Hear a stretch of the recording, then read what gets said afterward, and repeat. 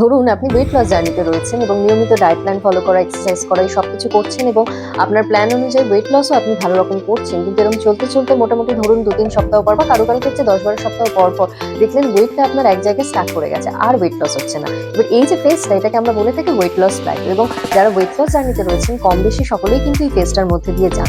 তো সেই ক্ষেত্রে বেশ কয়েকটা ভুল বেশিরভাগ মানুষই করে বসেন। যেমন ধরুন আপনি যে ডায়েট প্ল্যানটা ফলো করছেন এবং খুব স্বাভাবিকভাবে যেহেতু আপনার ওয়েট লস হচ্ছে না, তখন হয়তো অনেকেই থাকেন যারা একটা মিল স্কিপ করে দেন।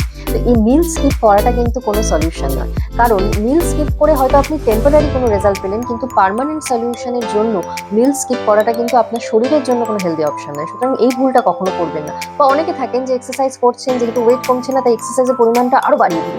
এটাও কিন্তু ঠিক অপশন নয়, তার কারণ শরীরের এক্সারসাইজ করাটা যেমন শরীরের জন্য ভালো, ঠিক সেরকম শরীরকে রেস্ট দেওয়াটাও কিন্তু ভীষণভাবে প্রয়োজন, তবে বডি ফাংশনটা ঠিকমতো কাজ করবে।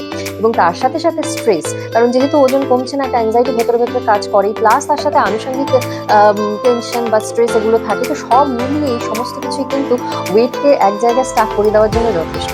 তো সেক্ষেত্রে কি করণীয়? সেক্ষেত্রে প্রথমেই যেটা বলবো সেটা হচ্ছে যে আপনি যে এক্সপার্টের মাধ্যমে আপনার ডায়েট প্ল্যান সেট করেছেন বা যে ইনস্ট্রাক্টরের মাধ্যমে আপনি ফিজিক্যাল এক্সারসাইজ করছেন, তাদের সাথে কথা বলাটা ভীষণভাবে প্রয়োজন।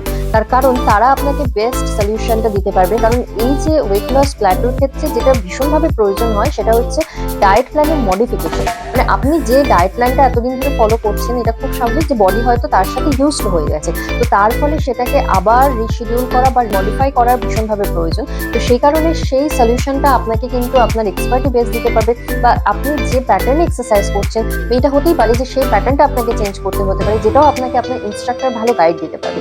সুতরাং এক্ষেত্রে বিচলিত হওয়ার কিছু নেই। অবশ্যই আপনার যারা এক্সপার্ট রয়েছে তাদের সাথে কথা বলুন এবং তাদের অ্যাডভাইসটাকে ফলো করার চেষ্টা করুন। এবং তার সাথে সাথে যেটার কথা বলবো সেটা হচ্ছে স্ট্রেস থেকে নিজেকে যতটা সম্ভব পারবেন দূরে রাখবেন। কারণ স্ট্রেস বেশি হওয়া মানে আমাদের শরীরে যে স্ট্রেস হরমোন মানে কর্টিসলের আধিপত্য বেড়ে যাওয়া, এবং সেটা যদি হয় সেটা কিন্তু আমাদের বডির মেটাবলিজমকে স্লো করে দেয়, ফলত আপনার ওয়েট স্টাক হয়ে যাওয়ার সেটা একটা কারণ হতে পারে।